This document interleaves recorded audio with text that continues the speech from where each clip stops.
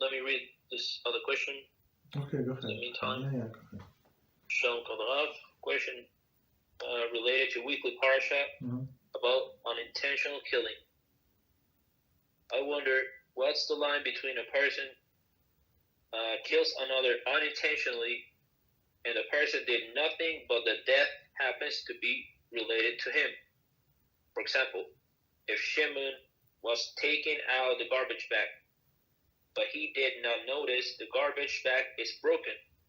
A banana peel slipped out of the bag. Reuben slipped on it, fall, and died. Does Shimon need to flee to the refugee city for killing Reuben? No. That's too indirect. So it's grammar. It's not he did not intend, he did not know. So then he was not careless.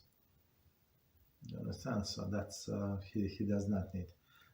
This unintentional killing is actually the best example is actually in the Torah itself, when they were chopping the wood, and he was like and he hit the wood, and this metal thing from the axe actually flew and hit the other person. It's one opinion. A second opinion, no, actually the piece of the chip of wood actually flew and hit the person. Of course, he did not see whether the guy was in the back and this metal piece of axe flew off. I mean, it was not intentional, for sure, right? And another case when Talmud gives, it's very interesting. It's when it was negligent. So in this case, he was not negligent. He was not. I mean, he was chopping wood. He was doing like every day, right? And something happened. It's accident. But negligent is they say like you have a building in a corner, and one is going this way and one goes this way, and one that let's say going from this side has a like metal object like long metal object, whatever. It does not have to be even metal, maybe even wood, but it's sharp. Right, and he walks, and guess what? They don't see each other and bump into each other, and he kills another person. So he's a negligent. Did he do it on purpose? Absolutely not. Right. But he would not get in all these cases. Just so you know, people would not get death penalty. Death penalty is only given when the person was warned that if he's going to do that, he's going to by the two witnesses that he's going to get the death penalty. Otherwise, he's not going to get the death penalty. At least in the first case, that we said with the axe chopping wood, I think he just goes to the refugee city and that's it, and he's forgiven after the Kohen Gadol dies, so he's going to be released and that's it. But this guy who's a negligent, he's I think I don't remember exactly correctly, but I think he's deserving the death penalty from heaven from doing this, because he should have been more careful. People don't walk like that in the public domain with the sharp objects and plus you don't see what is going on from another side, right? Today sometimes they would put a mirror this round mirror, so you see exactly who is coming from another side in the corner.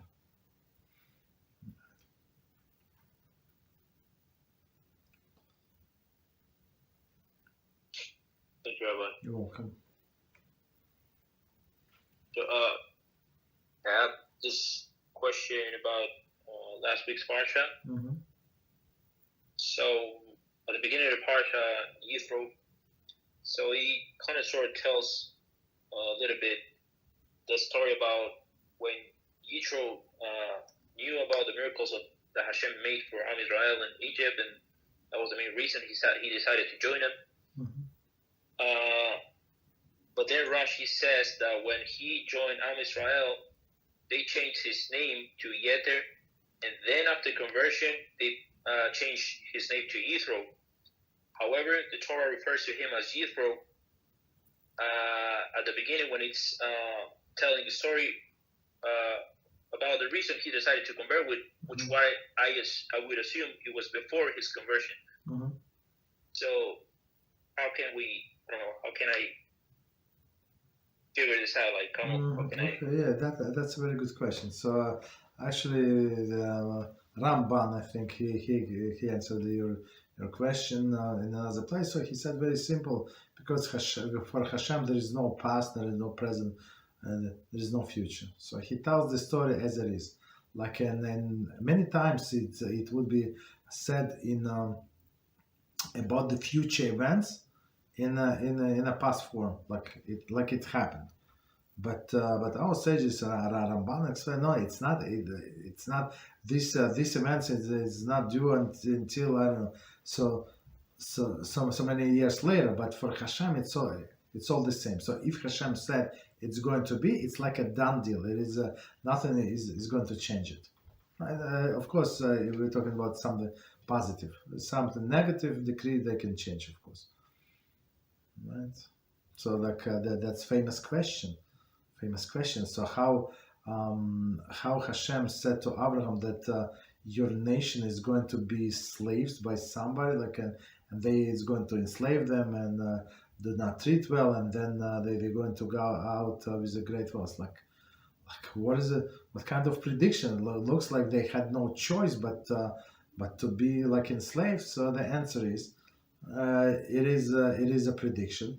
What Hashem said, but it does not mean, so if we behave righteously, it's not going to happen in my generation. Maybe it's going to be happen in 10 generations from me, right? Maybe I don't know what maybe, but at least we have to do, like, even though there is such a prophecy, but we have to do everything dependent on us that it would not happen to us. So that's freedom of choice.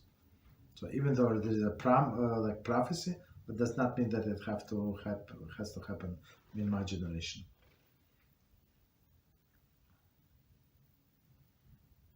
Okay. Thank you very much, Rabbi. You're welcome.